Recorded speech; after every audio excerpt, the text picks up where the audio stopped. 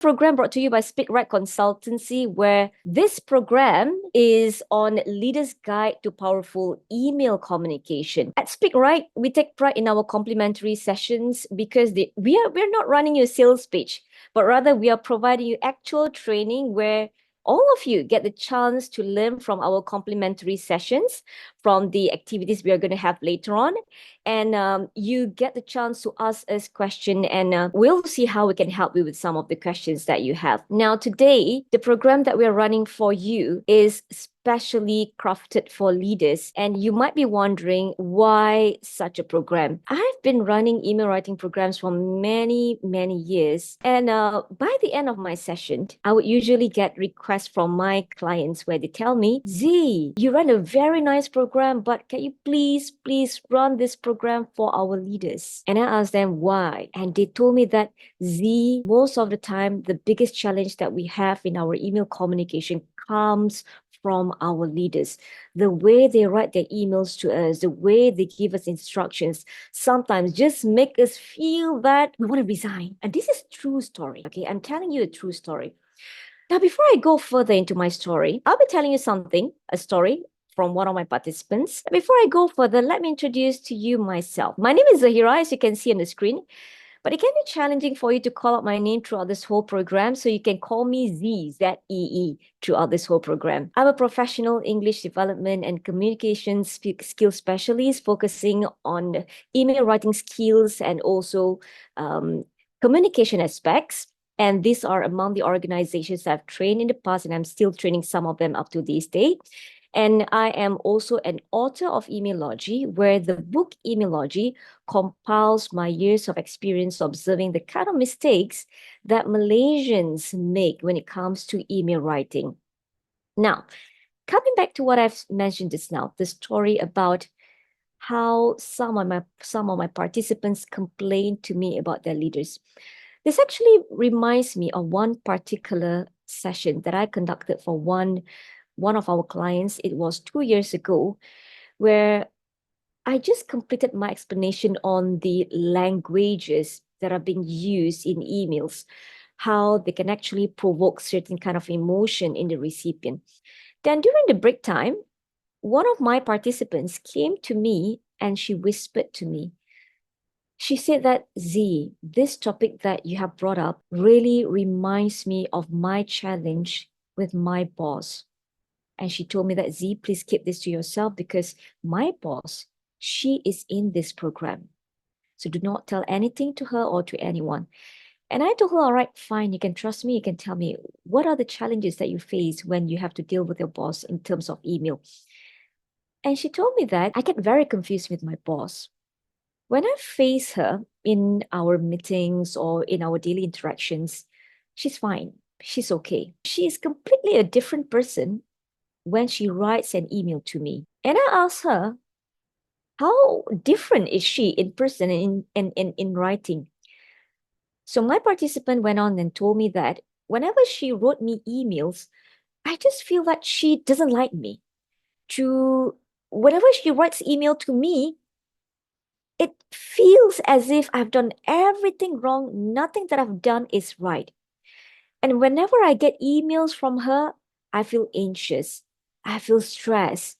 I just do not want to read her message, but I have no other choice. She's my boss. I have to click and read her email to know what she wants to tell me. And this has not been going on for a few months. This has been going on for a few years. Whenever she sends me emails, it's all about the things that I've done wrong and nothing seemed to be right. Then I asked her to actually show me one example of an email that her boss wrote to her. And I told her, PNC, I'm not going to reveal to anyone anything. And this particular participant came up to me and she showed me, this is the email, Z. So I look at that email that her boss sent to her. When I look at that email, I do agree with her that the emails that were being sent to her were accusatory in nature, blaming in nature. And even if I were in her situation, I wouldn't feel motivated.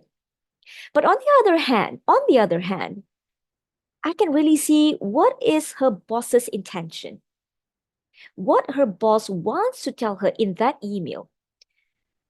And if I were to look from a neutral perspective here means that I'm not going to side her boss. I'm not going to side her.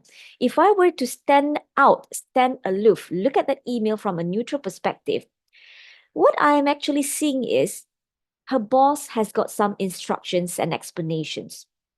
However, the way the instructions and the explanations were being written, the language that was being used, changed, altered the perspective of my participant up to a point whereby my participant could not see it from any positive perspective. And I wouldn't blame her. I wouldn't blame her because, as I mentioned to all of you, if I were to see this email, if I were to expose myself to such an email over the years, I would not be able to see it positively anymore. So I tell my participant, all right, okay, now I know where this is heading. I know what your boss is trying to tell you, and I know why do you feel that way. And one of the reasons, there are many reasons, my dear friends, but one of the reasons why my participant could not see it from the perspective of her boss, why my participant could not see the instructions or the explanation that were given by her boss, they are merely instructions, not accusations. Why she can't see it is simply because of the language. So my participant told me, Z, I have been wanting to resign for many, many years.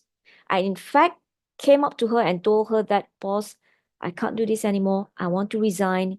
But she stopped me and she said that, Susan, not a real name. The boss said to my participant, Susan, not a real name. Susan, we still need you. You have got a lot of expertise in this and we need you to be with us in this organization. So my participant, she became very confused. Is she needed or is she not needed? Is she valuable or is she creating more trouble? She doesn't have that answer. So silently, she hates her boss. I'm telling you that. She hates her boss so much. She's so confused, but she has no other option at the moment. Also because probably she tried to apply for some other jobs. She can't get it. But my dear friends, I'm going to ask you this question. What happens the moment she applies for another job and she gets the job? What is going to happen next? Do you think she's going to stay there longer? Do you think she's going to stay there even for another month? Can you type down your answer in the chat box? If this were to happen to all of you, and finally you got a job offer that you have been waiting, what are you going to do, my dear friends? Are you going to stay in that organization or are you going to leave? Can you type down in the chat box, leave or stay? You can type down in your chat box whether you are going to leave, L-E-A-V-E, or you are still going to stay because your boss told you, please stay, Susan, please stay. There you go. I've got 2 responses over here so far. 3 responses from Intan, Yap Sing Ho, Kana, who says that they're going to leave. Which also says leave immediately. There you go, my dear friends.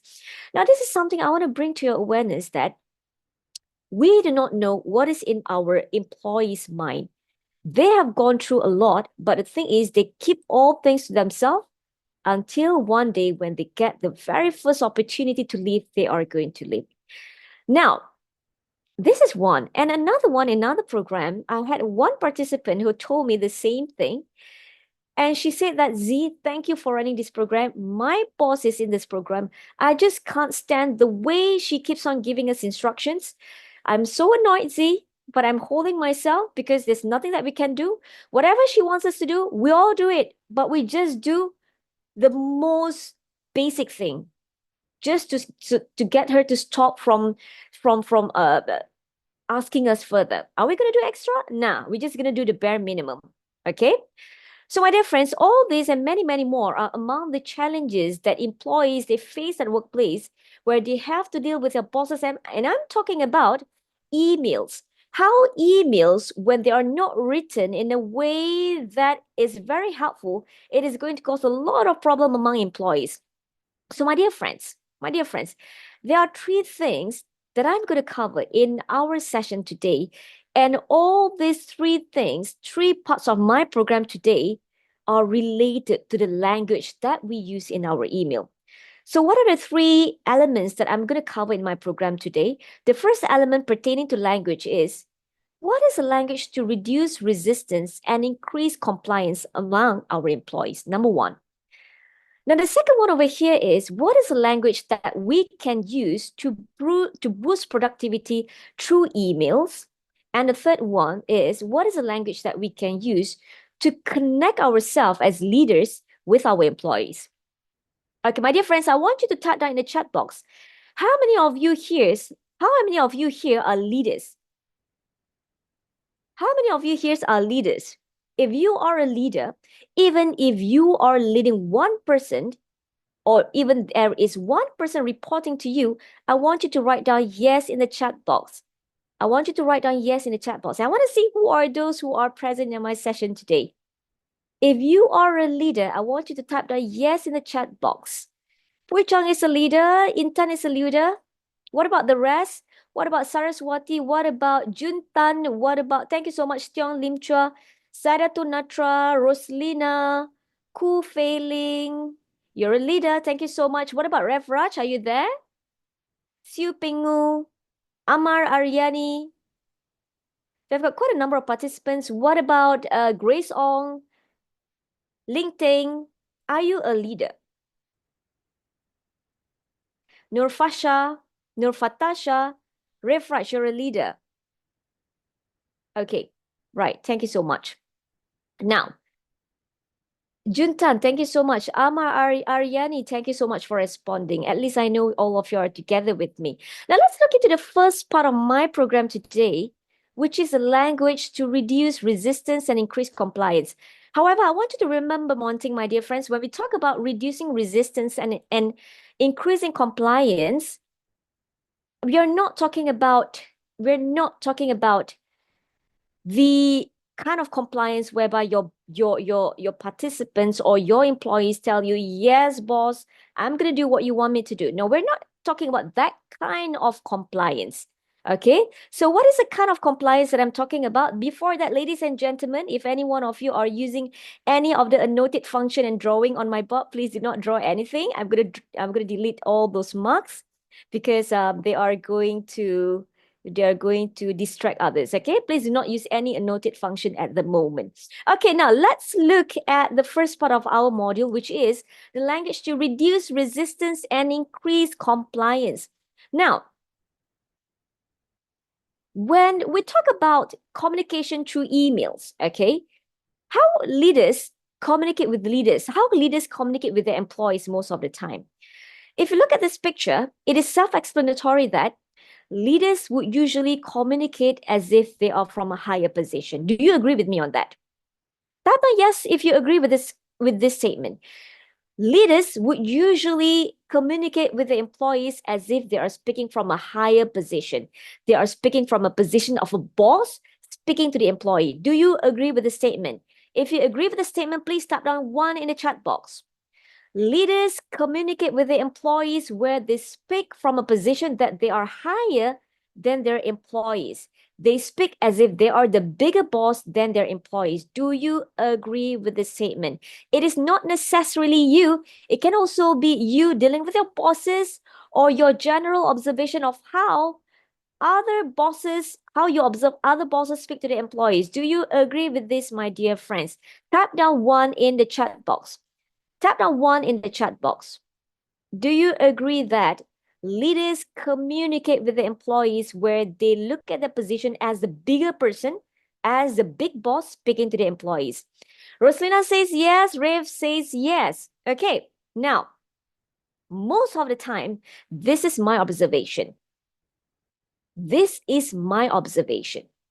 Where when they communicate through email, okay, when leaders communicate with their employees through email, we can clearly see, I'm your boss, listen to me, kind of phrases.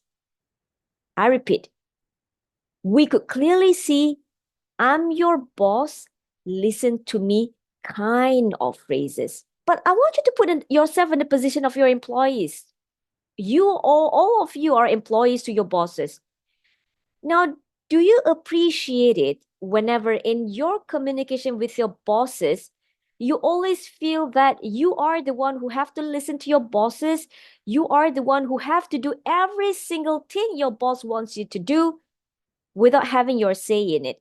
Do you enjoy that kind of communication? I repeat, do you enjoy the kind of communication whereby when you are communicating with your boss through the email, you are the one listening, your boss is the one demanding, commanding you to do something, and you have no say in it? Do you enjoy that kind of communication? Rev says nope. Kana says nope. What about the rest, my dear friends? Tiong Lim Cho says nope, not really. Nurbaiti, welcome to our program. What do you think? Do you enjoy? Roslina says no.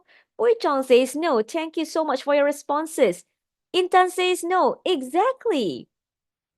We don't enjoy that kind of communication, and all of you have been in that kind of communication. And unfortunately, many leaders are not aware about this, especially when it comes to email communication. They are not aware that whenever they are communicating in a way that is not favorable to their employees. So how actually employees want their leaders to communicate with them? Okay, as you can see over here, how employees wish their leaders to communicate. Does anyone of you have any idea? Looking at these two pictures over here, what is the difference that you see based on these two pictures? The first one, as you saw just now, this is a leader speaking from a higher position to his employee. But what about this picture? What do you see over there? Can anyone tell me what do you see in this picture on the right? Hui-chan says same level. Rev Raj says same level. Juntan says no communication. That is interesting, Juntan. Intan says same level. Okay, what about the rest? I see many names over here. What about Ayuni Patricia? What about Sing Hoyap? What about Ain Shabudin? Okay, now can I say same level? All your answers are right. Sing Hoyap, thank you so much for responding. You are right. How employees wish their leaders to communicate is that employees actually wish their leaders treat them as partners. We are partners, let's collaborate. As I mentioned to all of you, many leaders are not aware about this because all they have in their mind is, I'm the boss, I'm the boss, I'm the boss. What I say, you do. If I say don't do, you don't do. If I say do it, you do it. Okay, now this is the mindset that I want all of you to have first. Okay, employees wish their leaders communicate with them as if they are their partners. They want to have a more collaborative communication with their partners. Now, ladies and gentlemen, I'm going to ask you another question. Not only in email, okay? Not only in email should leaders show to their employees that we are partners, not only in emails. This must also be extended to the physical communication, all right? I'm giving you a caveat over there. Not only in email communication, if you communicate with your employees like they are your partners, you must also do it the same when you meet them physically, okay? Make sure that is also done. Now, coming back to email communication. Now, what do I mean by some bosses, when they communicate with their employees, they treat like, I'm your boss, listen to me. And what do I mean that? What do I mean by some bosses, when they communicate with their employees, they treat them as partners? I'm going to show you one example over here. Let's say there is an email being sent to one of the employees, okay? So an employee made a mistake. She made a mistake probably for the first time, whereby there was a problem. She was supposed to escalate the problem, but she escalated it wrongly, as in she did not do it like how the usual way of escalating an issue. Okay, so in this situation, the boss is very unhappy. The boss is very unhappy because this his or her employee is not supposed to escalate the issue right away to the upper management. Okay, there should be some steps being done before she escalate the matter further. So because the boss was very unhappy with the employee, this is what the boss wrote. The boss wrote in the email, The way you sorted out the issue, the way you sorted the issue out is completely unacceptable. This is not how we sort out issues here. In other words, the boss is telling. Now, this is not how we do things in this organization. You're supposed to inform me before escalating it further. Then the boss went on to say, I'm your boss. Then the boss went on to say, I want you to ask me first next time. Now, my dear friends, what do you think about this email? What do you think about the phrase in this email? If you were the employee receiving this kind of email, tell me, what do you feel about it? Type down in the chat box, what do you feel about this sentence that you found in that email? Juntan feels instructive. What else do you feel by the end of the day? Yes, you know you made a mistake. You know you made a mistake. Then your boss sent this email to you. What else do you feel? Imagine that you are the employee. Saraswati feels demotivated. I can't agree more with you on that. Sadatu Natra says that, I feel like my boss is looking down on me. You are right, Sadatu Natra. You are right. You are right. What else, everyone? I want you to type down. Everyone would have their unique feeling on this particular language sentence in that email. Hui Chong says that he would feel demotivated. Tiong Lim Cho would say that I would feel guilty when I get this sentence in the email. Roslina says I'm going to get demotivated. Singho says anxiety, anxious, exactly. Ayuni says demotivated as well. Fatasha says upset. There you go. Now, all kinds of feeling would come up to us when we get such an email because, yes, we make mistakes. We make mistakes, but somehow there is a better way of using the language to tell our employees. Revra says disheartened. Exactly. Now, this is what I mean. This is what I mean by I'm your boss, listen to me kind of sentence. There can be many more, my dear friends. There can be many, many more, my dear friends. And why does this happen? This can happen because the leader is very, very upset, is very, very very, very frustrated. And at that point, he is seeing his employee as someone who did something very wrong, and he feels he is in the position to warn, to scold, to say something as a boss to his employee. Now, this is not how effective leaders would write in their email. So, my dear friends, instead of writing from the perspective of I'm your boss, listen to me, what do you think if you get that email with this sentence instead? Now, instead of your boss saying that sentence in red, he says this to you in blue. You might have overlooked this part, but let me explain how we usually sort it out. The first step is to inform the senior manager the issue before escalating it further. Do you think you could ensure this step is done first in the future? Now, my dear friends, I want you to type down in the chat box, how would you as an employee now feel when you get this sentence, you see this sentence in your email where you knew you have made a mistake, but this is how your boss wrote it to you in your email. I want you to feel it and write down in the chat box. How do you feel when you see the sentence? Thank you, June.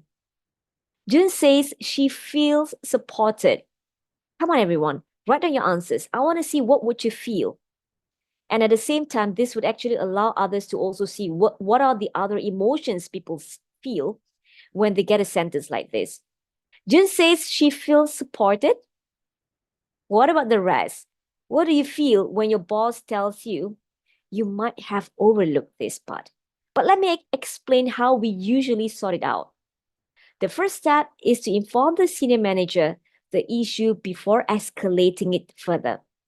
Do you think you could ensure this step is done first in the future? What do you feel? Pui Chang says that he feels being respected. Can I call up some names? Amar, are you there, Amar? Amar, are you there together with us? Amar Aryani. Kana says motivated to learn and do better in the future. Thank you, Kana. Amar, are you there with us? Grace Ong, are you there with us? Can I just call out one name? I just want to ask you, how would you feel? Imagine when you get this email from your boss. Amar is not there. Grace, are you there, Grace? Grace Ong? Rosalina feels supported. Amar feels that he is being supported. Thank you so much. Now the difference over here between this sentence in this sentence here, what is it? What is the difference? If you look very carefully, in the earlier sentence where I'm your boss, listen to me, there are some words known as trigger words that are being used and abused by many leaders. What is it? Words like completely unacceptable. You are supposed, look at how the sentence is very finger pointing in nature. You are supposed. And look at the word me. How is the me being capitalized? And look at the last phrase over here. I want you. I want you to ask me first next time. Okay, so these are the words that would trigger a lot of anxiety in people. On the other hand, I want you to analyze the sentences here where the boss, instead of using trigger words like completely unacceptable, you're supposed, or I want you, or capitalize the word me, the boss over here wrote down, you might have. Okay? Where the word you might have over here is very gently telling to the employee that I know maybe you're too busy and you missed this out. Okay, you might have, and then, but let me explain.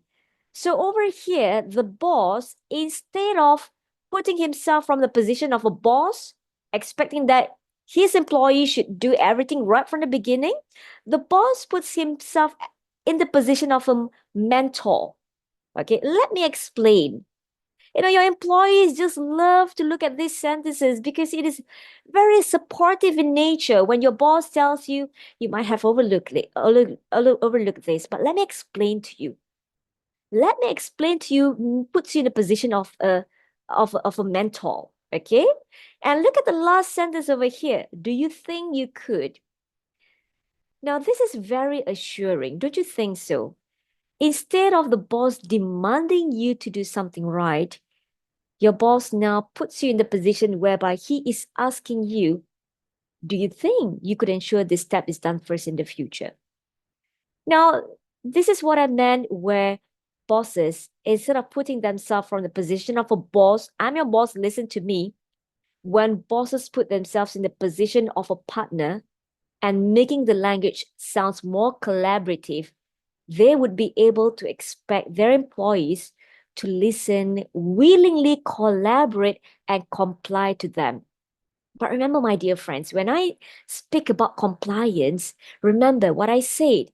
We're not talking like compliance as if, listen to me, what I want you to do it. No, I'm not talking about that kind of compliance. I'm talking about willingly complying to your request, willingly complying to what you want them to do. And it's all about how we use our language to show to our employees that we are equal partners.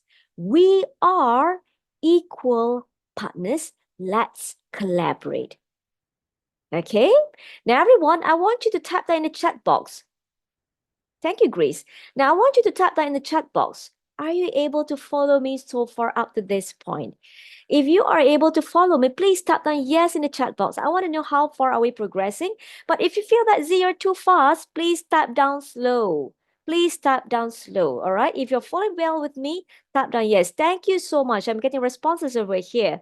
I got response from Kana, Roslina, Pui Chong, Yap Sing Ho, Refraj, Saraswati, Marfiza, Ayuni, Intan, Siu Pingu, Juntan, Amar, Grace, Ling Teng, Fatasha, Tiong Lim Chua, thank you so much, okay?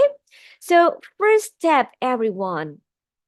Let's talk about the language to build, to get your employees to comply and reduce resistance. The first step is to show to them that we are there. They're what, everyone? The first step is to show that we are there. Can someone type that in the chat box? To show that we are there. They're what? There? Kana? Okay, their friend. What else? We are their equal partner. Okay?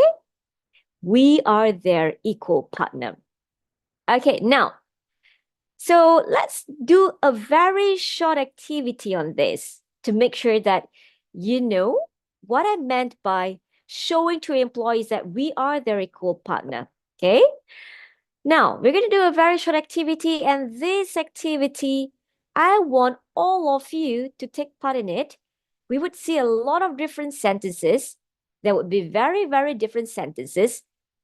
And I believe they are not wrong, but they are different perspectives, okay? So in the left column over here, you could see all the kind of sentences that we would find in emails, okay? We would find them in emails where they are categorized under, I'm your boss, listen to me kind of sentences, okay? Okay.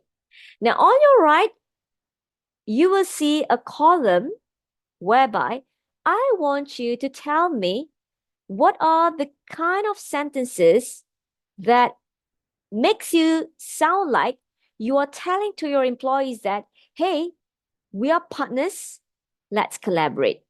Okay? So there are two columns over here. Number one would be the one that typically bosses who do not have the awareness of how they want their employees to communicate with, how they should communicate with the employees, how the employees want them to communicate with them. Okay, this is not how employees want bosses to communicate with them. Now, the one on the right is what I want to hear from you. Now, let's look at the first one on the left. You're not supposed to do it this way. There can be a very long email. Then suddenly in that email, there is one sentence that would make the employee feel that, oh, my boss is demanding me to do things his way.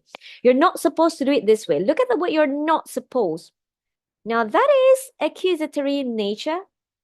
Okay, that is blaming in nature. If I were to connect this to the story that I told earlier on, this was actually one of the sentences that I found in the email of my participant where she told me that, Z, I feel very demotivated with my boss. It feels that everything that I do is wrong.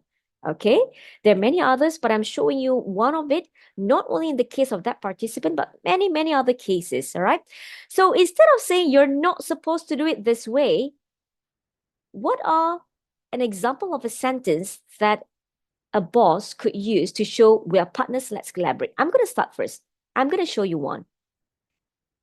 This is a sentence that instead of the boss saying you're not supposed to do it this way, the boss can put it in this way without changing the meaning. Okay, a boss, a leader can say, in the future, I would appreciate it if you could, ... what you want your employee to do, rather than what your employee did. Okay, for example, in the future, I would appreciate it if you could escalate or if you could raise the matter to me first rather than escalating it to the upper management right away. I repeat, in the future, I would appreciate it if you could raise the matter to me first rather than escalating it to the upper management right away. Okay? So this is an example of a sentence where we show to our employee that we are partners, let's collaborate. Are we okay, everyone? Are you following me so far, everyone? Are you following me so far? Are you with me on this? Right, thank you so much. Now let's look at the second sentence, okay? And I'm talking about emails, okay? They do exist. All these sentences, they are being used in verbal communication. And even they're used in email communication. Look at the sentence on the left over here. Why we have not been notified of the extension? This is a real sentence that I have extracted from some of the emails that I got from my participants, okay, when they are leaders. Why we have not been notified of the extension? So what is not right about this sentence is the why. My dear friends, be very careful with the why in our email. Our recipients, our employees would not be able to see our body language in our writing. The only way they would imagine our body language, the only way they would imagine our facial expression is through the choice of words. So when the word why is being used over there, It makes them imagine of someone who is probably putting her hands this way and saying, why? Why we have not been notified of the extension? Now, that is how they see you through email. You might not have that intention. You're probably thinking, no, I'm just asking her why. I'm just asking her why. That is probably your intention. But from the employee's intention, but from the employee's perspective, I think my boss is angry with me. She's asking me why. So what would happen here is that your employee might be defensive, okay? Or she might be giving the explanation of what you're not looking for. What do I mean by that? Now, when you ask a why, they might be giving you all those excuses. You're not looking for all those excuses. Why do they give you excuses? Because they're defending themselves and they don't realize about it. Okay, they don't realize about it. They're actually defending themselves. And that's not what you want to hear. So what would be a better way if you are a leader to ask your employees for the reason? Can anyone type down in the chat box, what would be a better way instead of asking your employees, why? Type down in the chat box. Type down in the chat box. Rev says, may I kindly ask if there was any update regarding the extension that we might have missed? I love that, Rev. I love that. Okay, anyone else? Anyone else has got a different way of asking for the reason? So what Rev has done over here is that he completely removed the word why. Okay? Now others, I want to hear your perspective. How would you put this? Rev's sentence is supported by Kyung Lim Chu, okay? Now what about the rest? How would you put it? You might have your own way of saying it. Now, I do not want you to just like Rev's sentence. I don't want you to just to like his sentence. I want you to come up with other sentences as well. And let's see what are the other ways that we can put it across so that whoever listening to us wouldn't feel that we're attacking them. We wouldn't make them feel defensive. Let's give everyone about 15 seconds for them to write down the answers. What would be your way? Type down in the chat box in 15 seconds. 5 more seconds. 5, 4, 3, 2, 1. I do not get a response from others. Probably you're taking some time to type down. Kana says, could you kindly let us know why we were not informed about the extensions? Kana, you're close enough. I love your answer. It is close enough. Can you think of another way, Kana, to remove the word why? Could you think of another way, Kana, to remove the word why? All right. Hui Chang says, could you please notify the extension in future? I might miss it this time. Could you please notify the extension in the future? I might miss it this time. I might miss it this time. Thank you, Pui Chong. Your answer is correct as well. Thank you. So what could we do over here? Instead of telling the person why, we can say, do you mind explaining? Do you mind explaining the reason we have not been notified of the extension? So what happens over here is that, instead of the person, whoever it is, feels that she has to defend herself, she feels now, oh, okay, my boss is actually asking for explanation. We have not been notified of the extension. Okay, why psychologically would make people feel that they have to defend themselves, okay? Nurbaiti has given an answer where she says, could we discuss why we haven't been notified about the extension? We want to ensure we are all on the same page. Baiti, I love your last sentence over there. We want to ensure the we over there is very collaborative sounding instead of I want to ensure. Okay, everyone, I love the sentence that Baiti has written over there. We want to ensure we is very collaborative. It shows partnership instead of I want to ensure. I love that, Baiti. Now, Baiti, let me tell you one thing. I love your sentence. You can remove the word why over there. I just need you to remove why. Could we discuss the reason we haven't been notified about the extension? We just want to make sure that, or we just want to ensure that we are all on the same page. Okay, Baiti, I love that. Now, what we're going to do is, I'm going to make this as an activity where you are going to write down the answers. I'm not going to write down, and you're going to write them down all into the chat box. What am I going to do is, please allow me to unshare the screen. So what am I going to do right now is I'm going to turn my screen into a whiteboard. Okay, I'm going to turn it into a whiteboard. I'm going to share it.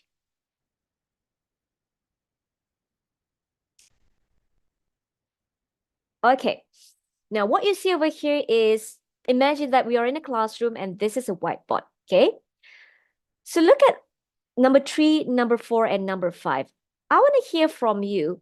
What would be your suggestion on how, instead of writing this way, we could write our sentences to make them sound more collaborative with our employees? Now, let's start with number 3 first. Can anyone tell me? I'm going to listen to instruction, okay? Now, you are going to tell me what is not right with the sentence over here. I do not want you to do it this way.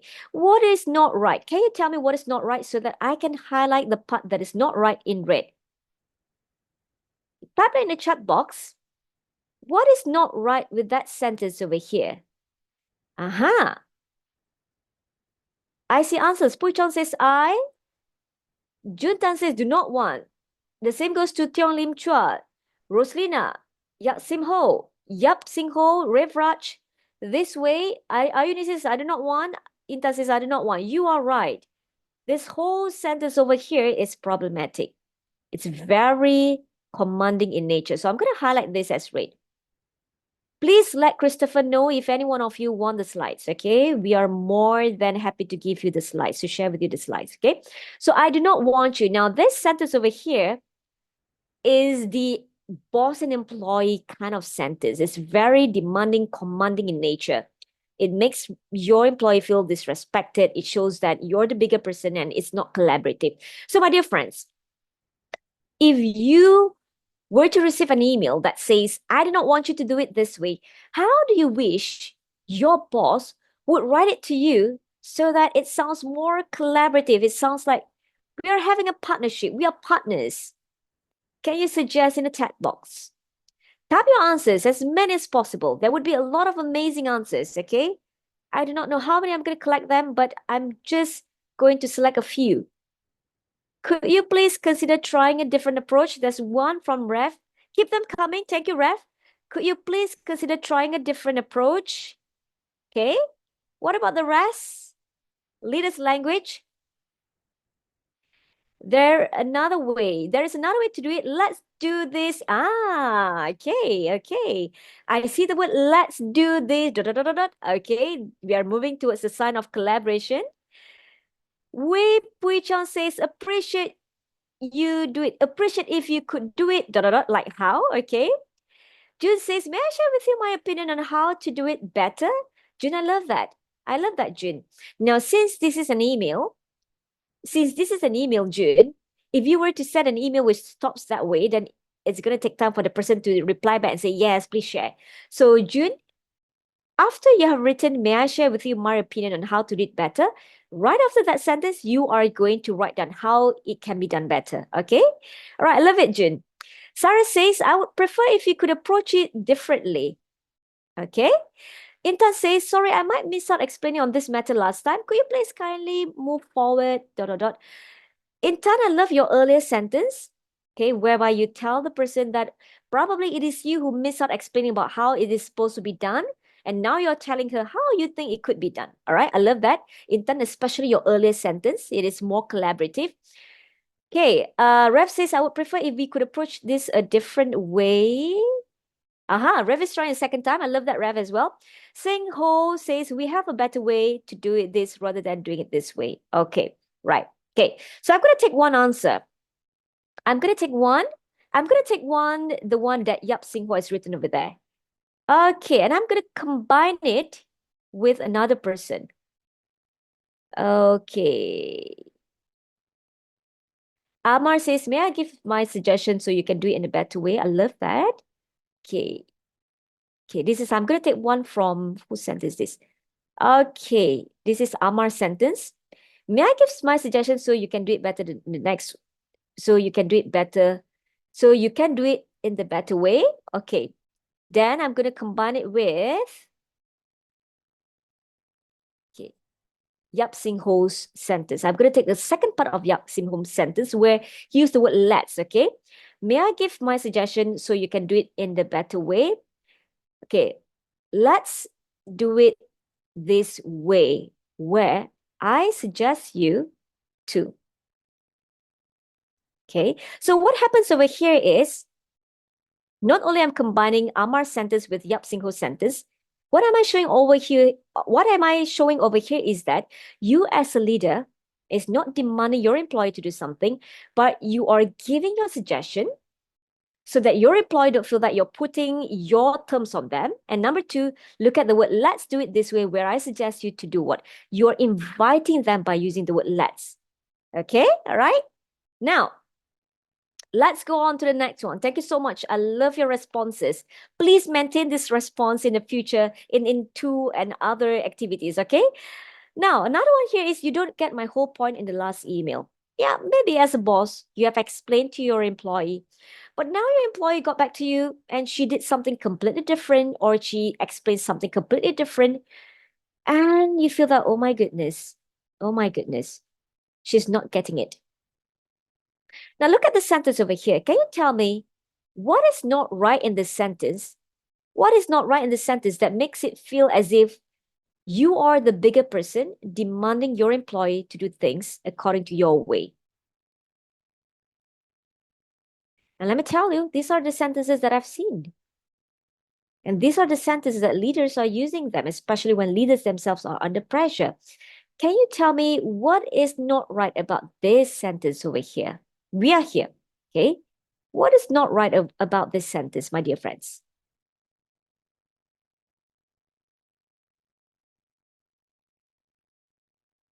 You don't get my whole point. Exactly. The whole sentence, June. That is right. You don't get my whole point. Now, this whole thing over here is very triggering. It's very triggering, and it would make your employee feel lousy. It would make them feel demotivated. And another word which I do not like to use, it would make your employee feel that they're stupid. Okay? Now, how would you prefer to look at the sentence? How would you prefer your leader to rephrase this in a way whereby it sounds much better? Yes, fine, you did not get the whole point, but how do you wish your leader to write it to you? How do you wish your leader to write it to you? Can you please type down in the chat box?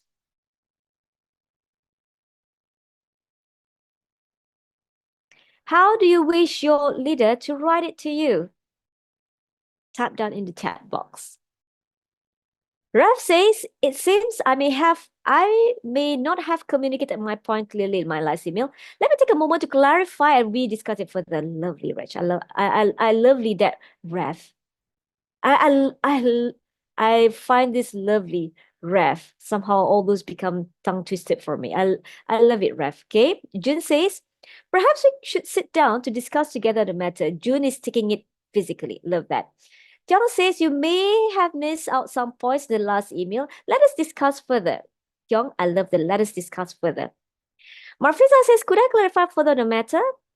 Okay, Marfiza, I can do that. You can write this sentence and make sure after this statement, you clarify, okay? Let me explain further to you if I made you misunderstand in my last email. I love that sentence, Puichong. XXX, which point in my last emails you don't understand? Let's discuss later. Now, Yap Sing Ho, I want you to be very careful with the word you don't understand. Okay, I want you to be very careful with that. XXX, which I pointed out in my last email, you don't understand. Okay, be very careful with that. You don't understand over there. That can be triggering to some people as well.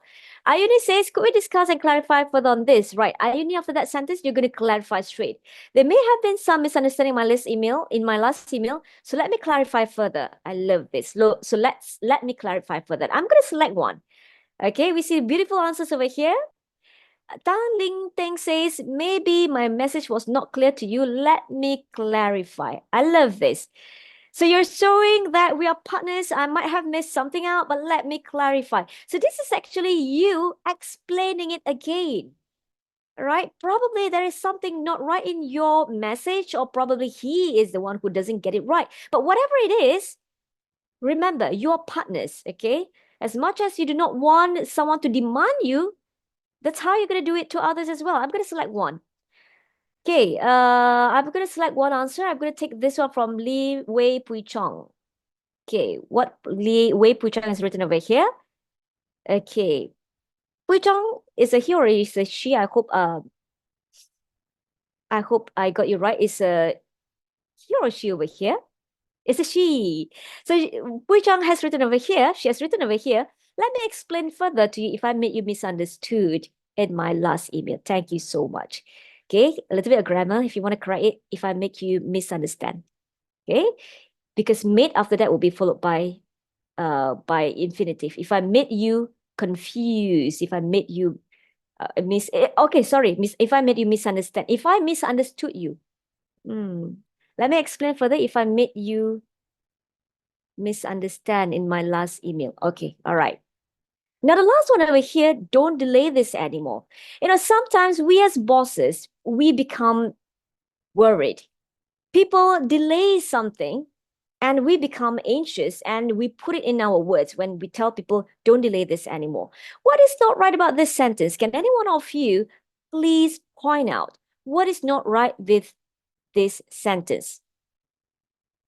What is not right over here? Don't delay this anymore. Something is triggering. The whole sentence, June says, the whole sentence. Anyone else? Don't and anymore. Don't delay this. Okay. It is don't delay. Okay. Don't delay, especially the two words over here, don't and delay, they can be triggering. Okay, they can be triggering. So how can we write the sentence in a way that make it sound more collaborative and less demanding? Can anyone type down in the chat box? What do you think is a better sentence instead of telling someone, don't delay this anymore? Yes, they probably delayed it, but how do you want to put it across? Rev says, let's collaborate to address this promptly and avoid further delays. That is nice, Rev. Anyone else? What would be your perspective? Let's set a target deadline to complete it on time. Okay. Now I'm seeing Rev and Juntan saying using the word let's. Okay, to encourage the person to do what you want them to do. Okay, let's take two more answers on this. I can see that you're getting to the point right now. Let's take two more answers. Try to make sure compliance on the deadline set earlier. We can do that. We can do that. What else? One more. Anyone has got a different answer on this? Let's work together to complete this. Okay, now I'm going to take one answer. Thank you, Saraswati, Pui Chong, Juntan, and also Ref. I'm going to get either Ref, let's collaborate to address this promptly and avoid further delays. We cannot use this sentence, but let me tell you what is the difference, okay? This is a sentence by Ref. Let's collaborate to address this promptly and avoid further delays. Or I can also take the sentence from June, which says, let's set a target deadline to complete it on time. I'm just going to change the spelling for deadline. Okay, when we talk about the final date, the spelling would be D-E-A-D. All right, just a minor one, not D-A-T-E, but deadline. Okay, right. So either let's collaborate to address this promptly and avoid further delays, or let's set a target deadline to complete it on time. You can use either one of it. The little difference over here is that when you say let's collaborate, it would mean that you as a leader would be involved. Okay, you would be involved. Probably you would meet your employee, you would meet him later on and tell him that, okay, I'm going to give you this and that documents for you to speed it up. Okay, but in some other situations, you do not have to be involved. You do not have to be involved, whereby it's all about your employee getting it done. So in that situation, we can use a sentence that June has given. Let's set a target deadline to complete it on time. Whereby in this case, June proposes a deadline and she asks her employee whether the deadline works with her employee or not. You see, this is how we make the language sounds collaborative and we are partnering with them, not we are demanding them. Okay, so I repeat, if you want to use ref's sentence, it means you are going to be involved in the process, because the word let's collaborate means you're going to be involved. But if you're coming from a position whereby you're not going to be involved, but you want him or her to do it by herself or by himself, you can use the phrase, let's set a target deadline to complete it on time. So what do you do after that? You propose a deadline and ask the recipient what he or she thinks about the deadline, whether it is accomplishable, it can be done, or she has a different deadline that she wants to propose. Okay? Now, my dear friends, what we are talking about over here is all about how we should use our language in a way whereby it helps our employees to feel that we are collaborating with them. We are not treating them like we are the boss. You listen to me, you do what I want you to do. Because remember this, my dear friends, if we go on and write email like how we used to write, like the one on the left, yes, you're going to get your employees to listen to you. But the thing is, are they going to feel happy? Are they going to feel that you are treating them like an equal partner? No, they're not going to feel it that way. The moment the moment they feel like you're demanding them, that's when distress would start to kick in. That is when they would feel really pressured. And when they feel pressured, not understood, they would do what you want them to do. But if they were to do it, they would do the bare minimum, or in some other cases, they might retaliate. How? They might not respond in a favorable way, or like like the story that I shared with all of you later on. In some cases, they keep it to themselves for a long time, and eventually one day they burst. They want to leave the organization, or they feel that you just don't appreciate them at all. Okay. Now, my dear friends, tell me, how are we doing so far? Do you have any questions up to this point? Please type down any questions that you have. I'm going to give everyone about 30 seconds if you have any questions, okay? If you have any questions, please type down in 30 seconds. If you have no questions, please type down no, so that I can go to the next part of our learning, okay? If you have any questions, type down your questions. If you have no questions, type down no. Kana says no. Which one says no? Roslina says no, no, no, no, no, no, no, no, no, no, no. Okay, all right. Are we doing well so far, everyone? If yes, please start a yes. Are we doing well? Are we doing well? Are you following me? Thank you, Saris. Thank you, June. All right. Thank you so much for all your responses. Now, let's go on to the next part. Okay. Okay, so give me a moment. Let me just share the screen. Okay. All right. So let's go to the next part. Just now, I spoke about the language to reduce resistance and also to get them to comply to you. Okay. Now let's go to the second part of our learning, where we're going to talk about language to boost productivity through emails. Now, my dear friends, I'm going to remind you again and again, do not depend only on the language that you use in your emails. Okay. The language that you use in your email must also align with the language that you use when you face them face to face, when you speak to them face to face, when you are around them. Okay, because there's no point where you could have very collaborative language through email, but when you meet them in person, you are not using the same kind of language. You're demanding in nature. It doesn't work that way. All right.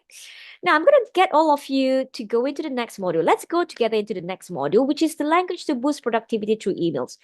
There was a research being done earlier on whereby the research went on to understand about the about the one. Okay, it was a research done to understand a little about the neuroscience of trust. Okay, how we can increase employee engagement, and this article was actually published in Harvard Business Review in a magazine in the year 2017, whereby they did some research on what actually increases employees' engagement, whether it is through writing or whether it is through email. And they found that when employees feel trusted, okay, when employees feel trusted, they would willingly engage better with their employers. Okay, so this is what they found. When they did a research and compared with people at low trust companies, in other words, they compared people who work in an environment where they feel that employers don't trust them. Okay, employers don't trust them. when they compare people working at low trust companies and also people working at high trust companies, they found that people who work in high trust companies reported 74% less stress. Now, that is a huge amount, right? 106% more energy at work compared to people who work in an environment where they feel not trusted. 50% higher productivity, 13% fewer sick days, 76% more engagement, 29% more satisfaction with their lives, and 40% less burnout. But my dear friends, look at 50% higher productivity.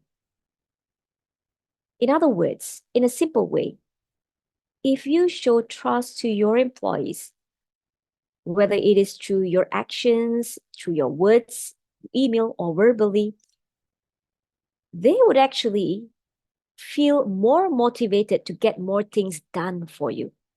And that is where it says 50% higher in productivity. Okay. And if you read further into this article on trust, you would find that, one of the ways to show trust through emails is by recognizing excellence. Okay. Unfortunately, many leaders have not shown enough recognition towards their employees. Why? One of the reasons is probably because leaders, they are all thinking about job done, and they don't think so much about the human aspect of it. Okay. Now, how many of you realize this? How many of you realize that leaders, not many leaders, okay, I'm not saying all leaders, not many leaders show recognition towards their employees. How many of you notice this in your environment? I'm not talking about you, but I'm talking about you in your environment with your bosses. Do you realize that there are leaders who don't show enough recognition towards their employees? Yes or no? If yes, type 1, yes. If you feel that in your organization, most of the time, all your leaders show recognition towards their employees, then type 2. Okay? Then you would fall into the very few people where your bosses show recognition towards the employees. Now, type 1 or type 2. How many of you feel that you are in an environment where, number one, you notice that, I notice that my leaders, they don't really show enough recognition. Or number two, my leaders, everyone in our organization, they show recognition, okay? Don't worry, I do not know you, okay? I do not know who are you and which organization you're from. There's no way I'm going to report this to your bosses. I do not know you, okay? I do not know you, right? So how many of you, number one, say that, now I notice that our leaders don't show enough recognition? Number one, how many of you feel that, yes, our boss shows a lot of recognition? Type 2. I see 3 people, 4 people responding so far. Well, I can see that number of you, your bosses over here show recognition. People around you show recognition, but there are people around whereby you feel that, yep, my boss does not show enough recognition. Okay, Tiong Lim Chua says that, I noticed that my boss, or maybe I don't think Tiong Lim Chua is talking about his boss. Maybe he noticed that people around him or some leaders that he recognizes do not show enough recognition. Now, let me tell you one thing. What happens over here is that now, sometimes you may have your employees who have done a lot of things, who probably want to prove to you that they are capable of doing something. Now, in spite of them doing it, unfortunately, leaders through their emails do not see it. Okay? Leaders through their email do not see it. So what would the employee feel? The employee would feel that, what's the point of going extra mile? I've done a lot of things to make sure that we are aligned. But the thing is, when my boss get back to me, all he tells me is what to do next. What am I supposed to do? He doesn't seem to notice what I have done very well. My boss doesn't seem to notice it. Now, over time, what would happen here is that when the employee feels that the extra mile he went was not recognized, he would not waste his energy doing something that goes unnoticed. Okay? Do you agree with me on this? When employees feel that whatever that they have done, the extra mile they have done goes unnoticed, eventually one day, they would feel that I'm just wasting my time. My boss does not seem to recognize this, or maybe I think I don't need to do it. I'm the one who is doing the extra mile. So one day he would drop it. Okay? Different compared to an employee whereby the boss recognizes his or her effort. As you can see the dialogue over here, the employee thinks, my boss knows that I've invested so much time to get the project done well. So what happens over here is that when he realizes that the boss notices even his small effort, he now has a responsibility. Okay, the employee now has a responsibility. What is his responsibility? His responsibility is that he feels, okay, now my boss notices that I've been doing this very well compared to others. I need to maintain her good impression on me. I need to make sure that in the future when I do it, I don't drop the ball. I want to maintain whatever good impression that he has on me. So what would happen in the future here is that you would expect this employee would maintain the quality of his task, or he would take it further. In other words, he would not just do the bare minimum. But remember, my dear friends, when I tell you this must be applied in both situations, one in real-time communication or in verbal communication, then apply it as well in your email communication. Okay, recognizing excellence. Not only in your verbal communication, you must also portray this in your email communication. Why do I emphasize this? Because leaders, they might do it in their verbal communication, but when it comes to email communication, they don't do it. They leave it out and they just write in their email what they want the person to do, especially for bosses who don't communicate with their employees face to face very often, okay? Because there are some bosses, for some reasons, they have to communicate in black and white with their employees. They have to communicate in writing. So they forget this element, the element of recognizing excellence in email writing, okay? Now, let me demonstrate to all of you what do I mean by recognizing excellence in writing. Now, most of the time, bosses, when they write emails, what do they write in their email? If you still remember the story that I told you earlier on of how one of my participants told me that, Z, I just want to resign. It feels that whenever I get email from my boss, it's all about what I did is not right. Everything that I did does not seem to be right. So my particular participant had the perception that whenever she gets email from her boss, it's all about warning. It's all about things being done wrongly. Okay, she connects email from a boss as being warning, as being telling her what she did was wrong. Now, here's what I need you to do, leaders.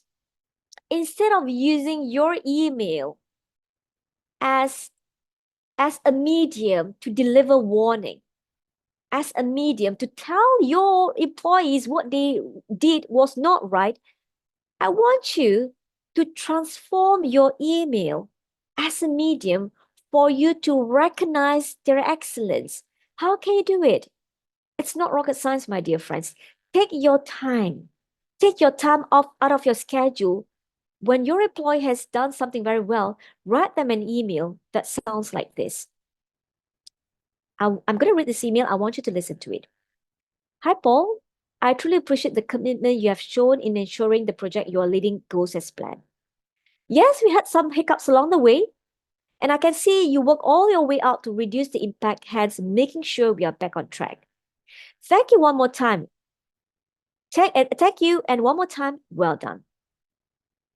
Now, my dear friends, tell me, if you get an email from your boss that goes this way, that sounds like this, yes, you made a mistake. There were some hiccups along the way, but look at what your boss has written over here. Now, tell me, what do you feel when you get this email from your boss? Tell me, what do you feel? Type down in the chat box. What do you feel about it? Many people, many different feelings. What would you feel? I give you about 30 seconds to write down. Intan says being appreciated. Puichon says motivated, appreciated. What else? Being appreciated and happy, Ref. That is the keyword, happy. Ayuni says motivated. Roslina says motivated. Juntan says full of motivation. Oh yeah, Ayn feels neutral. I wonder why. Jun says feels recognized. Ling Teng says encouraged. Sarah says feel good. Tiong Lim Chua feels respected and been recognized. And let me tell you one thing. I'm going to go with what Ref has mentioned. Happy. Okay? Happy. So I'm going to connect back with what the research has said. Okay? So when employees feel trusted, one of the biggest emotion that they would have is happy. They would feel happy, as what Ref has mentioned over there. Now, the moment employees feel happy, they would take it to another level. They would ensure that whatever that I do, I'm going to do it more in the future because my boss sees it, my boss recognizes it. Now, how do you make your employees feel happy, feel recognized?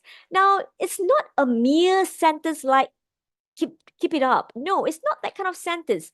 Sometimes I feel bosses, they want to recognize their employees. They write down, keep it up, just keep it up, or well done.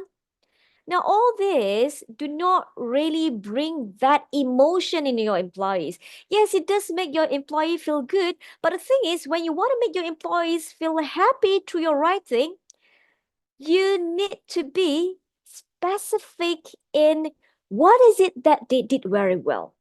You need to be specific with what they did very well, and you need to be authentic. When I say you need to be authentic, you got to use your own words. Okay? What are your words? For example, ensuring the project that you're leading goes as planned. Now you are being specific, and this is your word. I can see you work all your way out to reduce the impact, hence making sure we are back on track. You are specifically telling your employee what she did well, and you're using your own word. Then some of you might be wondering, Z, what do you mean by being authentic? Now, what do I mean by being authentic over here, my dear friends, is be careful about using ChatGPT. Okay, be careful about using ChatGPT as you craft your sentences in your email. Why do I say that? The moment your employee recognizes that, hey, this sounds so ChatGPT, the moment your employee sounds the sentence is good, it sounds so ChatGPT, it is going to undo the whole recognition, okay? It's going to undo the whole recognition. So it has to be your own words. Now, this is what I mean by recognizing excellence, and leaders should take some time to actually craft out an email that make their employees feel motivated. Now, some questions might pop up. Z, instead of writing a whole email in this way, could we just write down some sentences in our email, in a long email? Could we just write down some sentences to recognize excellence? The answer is yes. You could do that. Okay? Now, this brings us to the second activity where I need you, and I want to hear from you your sentence. Okay? Now, look at this email over here. John, okay? So what is the other sentence that you can write to recognize excellence? Look at this sentence. John, I truly appreciate the time you have invested in our client to make sure we are aligned. Now, in this sentence, number one, I've called out John's name, okay? To show to John that as a leader, I am genuinely connecting with him. I'm using my own words. And also look at this specific sentence, the specific sentence to recognize excellence, where I say, I truly appreciate the time you have invested with our client to make sure we are aligned. Okay, my dear friends, I'm going to stop sharing. Now I'm going to turn my PowerPoint into whiteboard. I'm going to use your sentences, okay? I'm going to use your sentences. Let me share the screen. Okay, my dear friends. Now, I want you to think about what are the other sentences that we could use in our email, whereby that sentence specifically recognizes excellence of something someone has done very well, and it sounds genuine. Okay? What is a scenario you're asking me? You might be wondering, what is a scenario? It can be any scenario, my dear friends. It can be any scenario, whether it is appreciating your employees for investing the time with the clients, or it can be about a job which was well done, or it can be about an effort where an employee has invested in and caused you, the whole organization, to reduce the budget tremendously. Or it can be a task where you expect your employee to get it done, but somehow he gets it done much earlier and he makes it all easy for you. Now, I want to hear, what are your sentences? Okay? What are your unique sentences? I'm going to give everyone about 1 minute, and I'm going to take a few sentences for now. Okay? You can see there are 3 boxes. I'm going to take 3 sentences. More than you can put in as many as possible. I'm going to select 3 sentences. Okay. Think about 1 sentence. 1 sentence to show you are specifically recognizing an excellent action that is being done. It sounds genuine. It's coming from you. It doesn't sound like a sentence from ChatGPT. What is your sentence?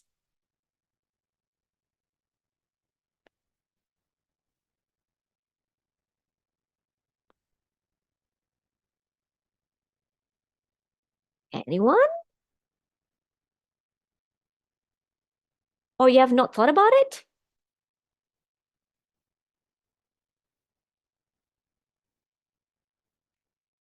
Any one of you would like to add on?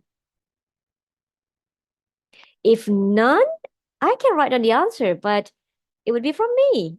I would love to hear from you to see how would you put it. Okay, Junta says, hang on, hang on, hang on. All right, all right. I give you some time.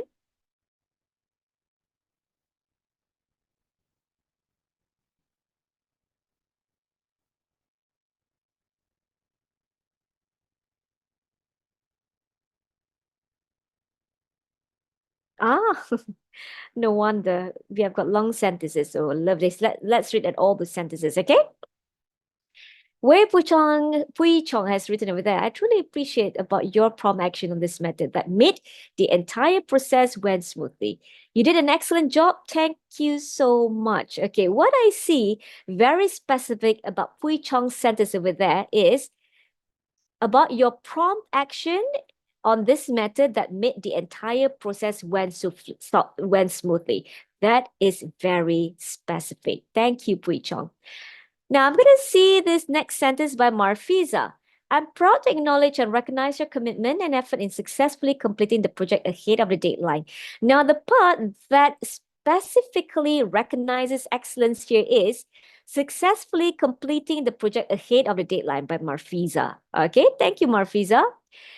Okay, Rev says, great job, Rev, on finishing the project. I really appreciate all the hard work and effort you put in. It's been awesome seeing your progress. Okay, so the specific part over here would be all the hard work and effort you put in. Rev, a suggestion. You might want to specify what is the hard work. If there is any specific hard work that you notice the person did very well, and that would add in more impact. You know why? Because the person would feel that, whoa, Ref actually saw it, that I actually met the client on weekly basis to make sure that we are aligned. Okay, you might want to specify that. Okay, thank you, Ref. Tang Ling Ting says, I know this is not easy, but you have make it done on time. Well done and keep it up. Now, I like that sentence. I know this is not easy. That is a recognition. Very specific, but you have made it on time. Thank you. Now, I'm going to select 3 sentences over here. Okay, there are a few. I'm going to select the first, not the first 3. I'm just going to select 3. I'm going to select what Pui Chong has written over here. Let me select, I truly appreciate. Okay, I'm going to copy this, put it into the box. I truly appreciate, I'm going to remove the D, no appreciated. I truly appreciate your prompt action on this method that made the entire process went smoothly. Okay, after made, it would be go. Okay, after made, it would be go. All right, okay, good. Now the next one, I'm going to take, Pui Chong, your later part of your sentence, you did an excellent job. Thank you so much. That is also included, but I select the one that is the most specific, okay? Right, next one here is Marfiza. Okay, your effort in successfully completing the project ahead of the deadline. Okay, recognize, I'm proud and acknowledge. Okay, I'm going to copy, I'm proud to acknowledge. I recognize your commitment and effort in successfully completing the project ahead of the deadline. Okay, let's copy this and put it over here. Okay, I'm proud to acknowledge and recognize your commitment and effort in successfully completing the project ahead of the deadline. Okay, thank you, Marfiza. And let's look at another one. Okay, Rev, would you like to make it a little bit more specific? Or if not, let me look at what LinkedIn has got over here. Okay, I know this is not easy, but you have made it on time. Well done. Okay. All right, there you go. I know this is not easy, but you have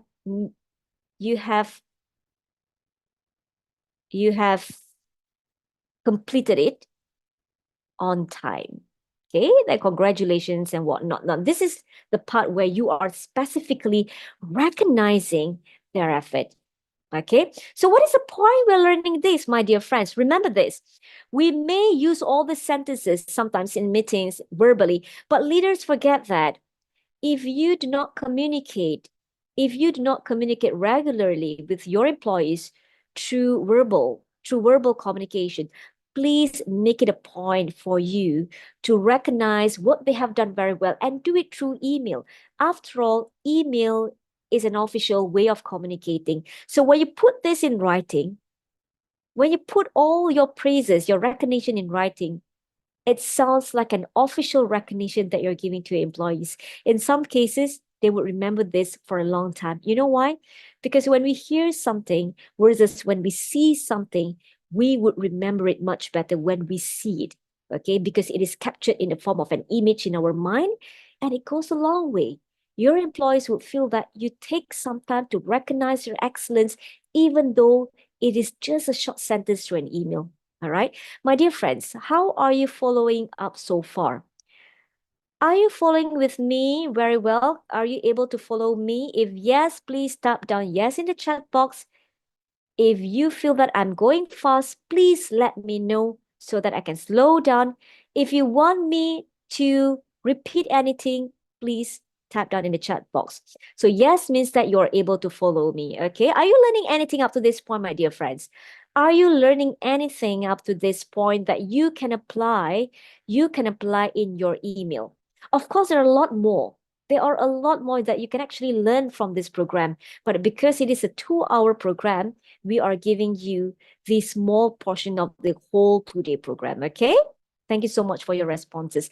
Now, let's go on to the final part of this program where you're going to learn about language that connects leaders with their employees.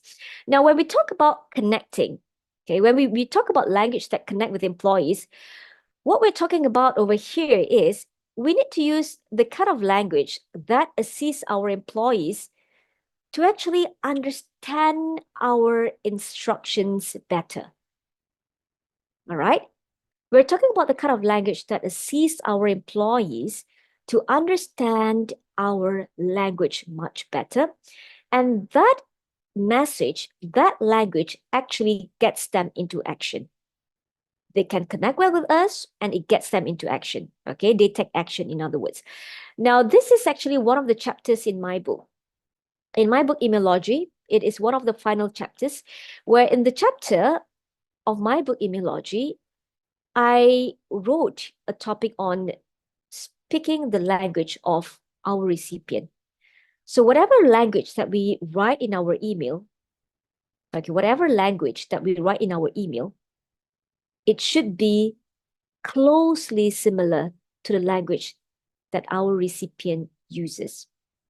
Now, you might be wondering, how do we match the language? I will go into that later on. But here is what I want all of you to understand. To make your message truly resonate, with the reader, write in a language that aligns with the reader's value. When you adapt to their value, your words don't just inform, they also connect. When your words don't just inform, they also connect, it will assist better understanding. Okay? It would be more favorable for them. So whatever that you learn from the first part into the second part, we're going to bring it to the final part over here. Now, this part of our program where we're going to learn about language that connects with employees, we're going to learn about values. I'm going to introduce I'm going to introduce all of you to William Moulton Marston. He was an American psychologist, also an author of the book Emotions of Normal People, where in his book by William Moulton Marston in the year 1928, he spoke about how different people have different behaviors. And their behaviors are driven by their values. Okay, I repeat one more time. In his book by William Moulton Marston, he spoke about how everyone around us have different behaviors, and their behaviors are driven by their values. So the foundation of his research was actually explored by researchers later on in the year 1970s, where in the year 1970s above, researchers built on his theory and developed a personality assessment known as the DISC personality assessment. Okay, whereby, according to the researchers later on, they found that indeed values influence people's personality. Now, how many of you have heard about the DISC personality assessment? Personality. Okay. How many of you have heard about this personality? If you have heard about this personality, it's going to be much easier for you. If you have heard about it, type down yes in the chat box. If you have not heard about this personality, type down no. Tiong Lim Chua has heard about this personality. Roslina has heard about this, capital YES. Now, what about the rest? Yes or no? I want to hear from you. Yes or no? Juntan says no. What about the rest? Yes or no? Saraswati says no. Ayuni says no. Yap Singho says no. No from Siu Ping Lu. Okay. Now, it is a very interesting concept, and it can also be applied in email writing. Okay. Now, in this personality, which was based on William Moulton Marston's theory of human behavior, the DISC personality categorizes people into 4 distinct categories. The D, dominance, the I, influence, the S, steadiness, the C, compliance. Now, if you go through certain books, they might use different terms, but they all mean the same thing, okay? In some books, it might not write down steadiness, for example. It might be written as supportive, okay? In some other books, compliance might not be written as compliance, but it might be written as cautious. But they all mean the same thing, just different names. Okay, they are all DISC. So in this case, I am going to present to you about 4 people, 4 types of behaviors, and what are their values. So to make your understanding much easier, I am going to show all of you 4 fictional characters of DISC. Okay. D is shown as Danny, I is shown as Ivy, S is shown as Sam, and C is shown as Cindy. Now, Danny, Ivy, Sam, and Cindy, they have different behaviors. And remember, their behaviors are driven by their values. Okay? Now, I'm going to focus on values that we can use and connect to business writing. And I need all of you to know who are they and what are their values. Okay? In my whole program, I would delve deeper into Danny, Ivy, Sam, and Cindy. Okay. I will go very deep into who they are, how do we recognize them in the environment. But in our program right now, I'm going to give you a summarized version of Danny, Ivy, Sam, and Cindy. I'm going to start with Danny. Okay. Now, Danny, in our environment, he would usually be the loud person. Now, when I say loud, I don't mean to say that he makes a lot of noise. What I mean by loud over here is that he would usually have his own point of view, and he is outspoken about it. Okay? He would not speak a lot, but when he says A, he expects people to do it A. And Danny would usually be very goal-oriented. In other words, what he has in his mind is, what am I supposed to do? That's it. Danny, every morning when he goes to work, in his mind is, I'm here to get things done and I'm leaving the workplace. Okay? I'm here to get A, B, C, D done and I'm leaving the workplace. I'm not here to make friends with a lot of people. So Danny has got a few values. And one of the values that I want to emphasize over here is he is being goal-oriented, very objective-based. He knows what he wants. Okay, very goal-oriented and very objective-based. He knows what he wants. He has got a very clear idea of what he wants to do and how he's going to do it, number one. Now, the second one over here is I, known as Ivy. Ivy is very different compared to Danny. Where Ivy over here is more people-focused compared to Danny. As you heard just now, Danny, I come to work to get things done and I'm leaving. He's very goal-oriented, so he is work-focused. But Ivy on the other hand is very people-focused. Where to Ivy, she loves it when there is collaborative communication. She appreciates it when there is collaborative communication in the email. Okay, she's people-focused. Now, another one, we have got Sam over here, who is also people-focused,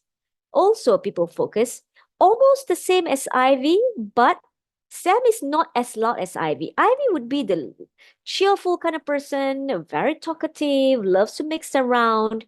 So because of that, she loves collaborative communication. Sam, on the other hand, is almost like Ivy, except that Sam is a quiet guy. Sam tends to work in silo. Sam only speaks when he is approached. But Sam is trustworthy. Sam has a few friends, not many around him, and those friends are usually the ones that he trusts. And Sam, one of Sam's value over here is respectful communication. He would be able to establish better connection with people that shows or that demonstrates respectful communication. Okay? And the final one over here is Cindy. Cindy is somehow kind of similar to Danny, all right? Not exactly the same, but kind of similar to Danny, whereby Cindy is work-focused. She comes to work to get things done, and once she's done, she will leave the workplace, which is unlike Ivy and Sam, who might spend a little bit more to connect with others, especially Ivy. Cindy, on the other hand, is here to get her things done. She's not as loud as Danny, but she's very focused on work, and she is very detail-oriented. So these four people, we can actually recognize them easily if we deal with them face-to-face.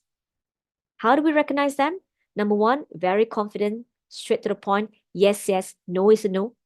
Ivy, when we face them, usually very chatty, very friendly, loves to speak, loves to network around. Sam, how do we recognize them? Usually very quiet, speaks very slowly, doesn't speak up unless you call him, very shy, but very respectful. Cindy, how do we recognize Cindy? Very quiet, very focused, usually work in silo, very detailed, and very fussy. Okay, so how do we connect with them through writing? Let me start with you. Let me start with D. Of all these four behaviors or personalities, the easiest to deal with would be Danny. Okay, the easiest to deal with would be Danny. Why would it be the easiest? Why would Danny be the easiest? Can anyone tell me why would Danny be the easiest? Why do you think it would be the easiest to write to Danny?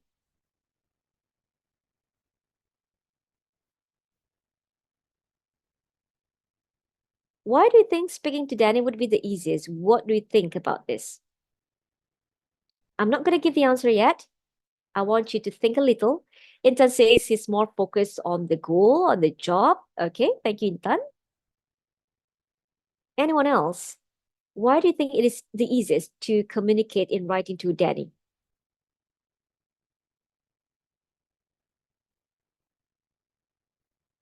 No more, anyone? Anyone else? Okay, let me tell you why. He got a direction, knows what he wants. June, you're right. Saraswati says straight to the point. You are right, Saras. Puchong, he thinks in a more professional way. But that doesn't really contribute to Danny being the easiest to communicate with through writing. Okay. Now, why it is the easiest to communicate with Danny? Because Danny, being someone who is goal-oriented, he only needs brief instructions. Because usually he knows what he's supposed to do very easily. He is someone who is very clear. Okay, you can only give him brief instructions and he's going to get it done. Number two, because when you want to write to Danny, go straight to the point. Go straight to the point. What does it mean by going straight to the point? You do not need to have all those words like, I hope this email finds you well, all the sentences to connect with him. Because to him, all those do not have any effect on his job. Okay? All those do not contribute towards his job or towards getting things done. And number three, it's easiest to write to Danny because you can go straight to the point and highlight the goals and tell them straight away what you want them to do. Okay? Look at an example of an email to Danny. Hi, Danny. I would need you. I've missed out the word need over there. I would miss out the word need over there. Let me just add on the word need. I would need you. Okay. Hi, Danny. I would need you to look into two matters. What is it? Number one, call up Mr. Paul to confirm his interest in the investment we are offering. Number two, submit our client's proposal to Mr. Bob. Then, please make sure the above are completed the soonest. Thank you. And that's it. And with only this kind of email, Danny would know what he needs to do and he would get it done. Okay? So dealing with Danny wouldn't be a problem, especially if you yourself, you are a Danny and you're writing to another Danny, then it would be a breeze. It would be very easy. It would go straight to you can go straight to the point. However, if you are a Danny, most leaders, from my observation, they are Dannies, they are Dannies. They go straight to the point. However, if you are a Danny and you are writing to the two other behaviors, okay, let me show you. If you are a Danny and you are writing to Ivy and Sam, you're going to be very careful with the way you write because you can come off as being a little bit too directive, okay? Ivy and also Sam somehow feels you are not collaborating with them. You're not showing respectful communication if you are being too directive with them. Okay, so I would like to remind you, if you are a Danny, you need to adjust the way you communicate with these two other behaviors, the Ivies and the Sam. Now, let me show you how this same email should be written to Ivy and Sam. How it should be written. It doesn't mean that, my dear friends, it doesn't mean that you must write it in this way. But I'm telling you how should you write to connect better with them if you want to go long term with Ivy and Sam, okay? Now, if you still remember, I mentioned to all of you, Ivy and Sam, they prefer collaborative, Ivy, and for Sam, respectful communication. If we were to combine these two, how would be our way of writing email to Ivy and Sam so that you could connect better with them? Number one, when you write an email to them, there should be some engagement, collaboration, show some appreciation and also respect. And how would it make the email sound like? It's going to be slightly longer. But even though it is slightly longer, there is a purpose in every sentence. Now, this is how the sentence would look like. Hi there, Ivy. Hopefully all is well with you over there. I would need your help on two matters. Number one, call up Mr. Paul to confirm his interest in the investment we are offering. B, submit our client's proposal to Mr. Bob. I would really appreciate it if you can get both done immediately as we are rushing for the project deadline. So over here, what is happening is you are putting it in the form of a request where you tell to Ivy, I would appreciate it if you can get both done immediately, and you give a reason why as we are rushing for the deadline project. And she understands it. If you don't put any reason, my dear friends, if you don't put any reason and you write in this way, please make sure the above are completed the soonest. It's going to be very directive. They would see it as being very directive, which to another Danny who reads this is nothing to him. It is okay. But to Ivy and Sam, it's very directive in nature. Okay? So could you complete both actions before? Okay. So the email would be, I would really appreciate if you can get both done immediately as we are rushing for the project deadline. Let me know if you would need any of my help here to understand anything. Thanks, Ivy. So what happens over here, my dear friends? Look at this email. There is a salutation. Look at the word that is being used. I would need your help. Your help. Okay? So you're using some sentence to show collaboration. Look at the word appreciate. We do not want to sound commanding. Okay, let me know if you need any help, any of my help here to understand anything. So the way the sentence is being constructed over here is more collaborative in nature.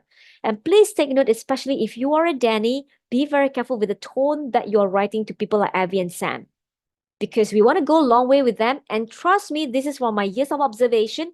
When Ivy and Sam send email as well, this is my years of observation, all right? When Ivy and also email, when Ivy and also Sam send email, they would usually use such words. Okay, they would usually use such words. Now, have I seen situation where Ivy and Sam don't use these words? Yes, I have as well. Now, usually, why does this happen? This happens probably because Ivy and Sam, they do not have good command of English. That is one of the reason. Okay, one of the reason why, in case if you notice that, yeah, I have seen an Ivy or a Sam when they write an email, they're being straight to the point. Why is he? Yes, that can happen probably because they do not have good command of English language, so they just write simple sentences. Okay, but if you ask me, generally Ivy and Sam would write and they would use words like this because that is their nature and that is their value. Okay, right now, what about the final person over here? We have looked at Danny, who is very goal-oriented, work-focused, so he would go straight to the point. And we have got Ivy and Sam, who are much more people-focused. So the way they write would be more collaborative in nature, that you would see some level of respect. So likewise, that's how you write to them to connect better with them. Remember, when you're connecting with them, it's easier for them to understand and to get things done. Okay. Now, the last one that we're going to look at over here would be Cindy, detail-oriented. Now, my dear friends, how do you think Cindy would prefer email to be written to her? How do you think, my dear friends? I've actually shown a little just now. How do you think Cindy would prefer email to be written to her? Being someone who is very detail-oriented. Can anyone type down in the chat box? How would Cindy prefer email to be written to her? Clue. Cindy is work-oriented. Okay, work-oriented. Some similarity with Danny. Okay, Pui Chong says, give all the details specifically. Jun Tan says, with exact deadline stated. Anyone else would like to state anything else? 5, 4, 3, 2, 1. Thank you so much for your responses, Pui Chong and also Jun Tan. You are right. Now, when writing to Cindy, instructions have to be clear. I can't emphasize this enough. There are leaders, when they write instructions to people like Cindy, they give very vague instructions. There are no steps, and Cindy wouldn't understand what she has to do first, second, and third. Number two, include numbers or data. Number three, it has to be accurate. So this is how an email to Cindy should look like. Dear Cindy, I will need you to look into two matters. Now, it's okay to skip the greetings with Cindy because Cindy is just like Danny. They do not focus so much on the human aspect. They focus more on what needs to be done. So A, call up Mr. Paul to confirm his interest in the investment we are offering. B, submit our client's proposal to Mr. Bob. Now, this is where I want you to pay attention. Now, if you want to tell Cindy to do something, you might want to specify when you want her to complete it. Okay? Why? Because this helps her to make her plan. This helps her to prioritize the task. Because Cindy might have a few things that she has to deal with, but the moment she sees dates, she knows what tasks to prioritize first, and this would be very helpful for her to respond to you. For example, you can put it this way. Could you complete both actions before 5 p.m. tomorrow, as we hope to submit our project for approval by this coming Friday?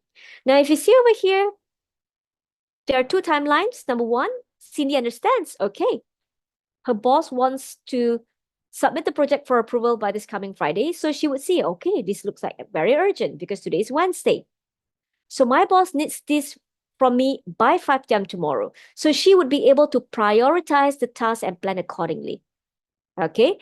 Now, if you just write a vague instruction to Cindy, she might get nervous. She might get anxious, wondering, is this urgent? When actually you want me to do it? Just tell me. Because if this is not urgent, I'm going to prioritize something else first. So all these questions in her mind would make her feel uneasy. And Cindy, being someone who is actually very detail-oriented and can be fussy, she would send in another email and asking you a lot more questions. And this can take up more time. Why she's going to send you more emails sending questions? Because as long as she doesn't have enough information, she cannot launch her action. I repeat, as long as she doesn't have enough information, she cannot launch her action. Okay? My dear friends, are you able to follow me so far up to this point? Type down yes if you are able to follow me up to this point. Right. Thank you. Now, I'm going to give you a very simple activity. I am not expecting a very long email. I'm just expecting about 3 lines over here. 3 lines of an email. Is it 3 lines? Now, I want you to write an email, a very simple email. You do not have to write a full format email. I just want you to write down some sentences in that email where I want you to inform Ivy that she made some mistakes and you need her to rectify the mistakes in her email. I repeat it. Write a short email to Ivy informing her on some mistakes she made in her recent report and you need her to rectify it. So what I want you to show over here is that when you write to Ivy, watch your language. I want you to make it collaborative, and how you are going to tell her that she made a mistake, how you are going to tell her that she needs to rectify it. I'm not looking for a complete email. I just want you to show one sentence in that email, okay? I just want you to show one sentence in that email. Can you do it now? Okay, keep them coming, everyone. I know some of you are still typing a sentence. This is the final activity and we're coming towards the end. Okay, Intan has also written another sentence. I'm going to give everyone another 1 minute. I'm going to extend to within 30 seconds to 1 minute. Okay. Okay, there is an answer from Wei Pui Chong.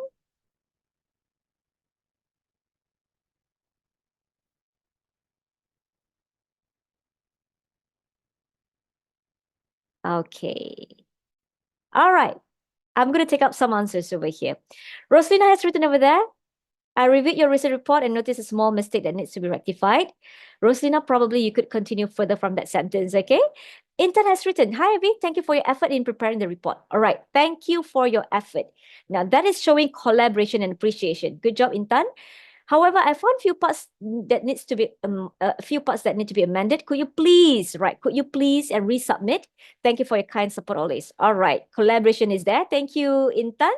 Pui Chong, thanks for preparing the report. Thanks for preparing the report. Good. We acknowledge their effort. It's not easy to provide such a detailed It's not easy to provide such a detailed report. Recognition works well with Ivy. Good job, Pui Chong. Anyway, I would like to let you know that there's some mistake in the report, and I would like to suggest you to make some amendments. Suggest over there. Good. Thank you, Pui Chong. Kana. Hi, Ivy. I've noticed some mistakes. Please correct the identified errors and send the revised version at your earliest convenience. Thank you. Kana, this is okay. However, this would work best with Danny. It's not wrong. As I mentioned to you, you can write this way to Ivy, and also you can write to Ivy, but Ivy appreciates slightly a better version than this, Kana. Okay? Yep, Singhal says, hi, Ivy. I've noticed some improvement can be done on the recent report. I would appreciate it if you can amend it. Let me know if you need me to explain further. Thanks, Ivy. Okay, let me know if you need me to explain further, right? Okay, now what I like over here is the first two answers that actually would cater more to how Ivy would appreciate it, right? Now, Ivy, remember, she appreciates sentences that show collaboration, there is some respect to it, and also there is recognition. So what Intan and also Pui Chong have written over here are the closest to what Ivy would appreciate when it comes to email. Now, some of you might be wondering, Z, what is the point of us writing in this way? Let me tell you one thing. My dear friends. When you want to connect better with others, when you want to connect with your employees, I'm going to wrap up everything. Always see them as your equal partner. Always see them as your equal partner. So adjust your language so much so that it mirrors their values.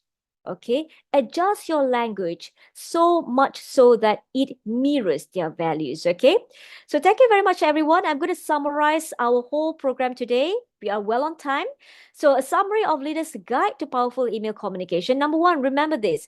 Leaders need to use language that shows their employees that they are their partners in their email communication. All right. Number two, do not instill the boss-employee mindset through demanding tones. I know sometimes we get very stressed out as bosses, but remember, every time when I end my program, I'm not going to say 100%, but at least a very high percentage. By the end of my program, participants would come to me and tell me, Z, please run this program for our bosses. I think they need to know how to write better emails to us. I'm not joking about this, okay? So do not instill the boss-employee mindset through your demanding tone, though you may be under pressure. But remember, you want to treat everyone, especially your employees, as your equal partner. Now, if you instill the boss-employee mindset, your employees will still listen to you. But over time, some might retaliate, or some might just do the bare minimum. Okay, they would just do but bare minimum. We want them to comply willingly. Remember that. Number four, one of the ways of showing trust through email is by recognizing excellence. Okay, so recognizing excellence through emails make your employees feel motivated, they feel happy, and this would boost their productivity up to 50%. Remember, not only through verbal recognition, it should also be recognition done through emails, okay? And in fact, if you recognize them through emails, it is an official recognition that they receive. Your email is not a warning tool. Remember, don't use your email to only warn them, okay? It is your tool to also recognize their effort. And finally, tailor our language according to recipients' value to help them connect or understand better what you want them to do. Fine if you want to use your language, but if you want to connect with them at a better level, tailor your language to match their language. All right. So my dear friends, we have come to the end of our program for today. Of course, there are a lot more things that we cover in our program. What we're giving you right now is a 2-hour session, which we have compressed some of the learnings from the program. And we hope you have truly benefited from this 2-hour program, and you would apply some of the skills that you have learned as you communicate with people around you, especially with your employees. With that, everyone, thank you so much. If you have any questions, you may drop your questions. Otherwise, I will pass the session over to Christopher. Christopher, do you have anything to add on? Yeah, thank you very much, Zeheera. ladies and gentlemen, I hope that this session has actually give you insight when how you construct your email, how that format is supposed to be. But of course, within these 2 hours, Z is able to cover small part, maybe 10 or 20% of that, this entire module. But if you feel that there is a value in this program and you want to run this training program as an official training program next year, please, after this session, you can always drop an email to me, and I can share with you the training outline. So with that said, there is no question from me, Zihira. What about the participant? Do you have any question? You can raise it in the chat box.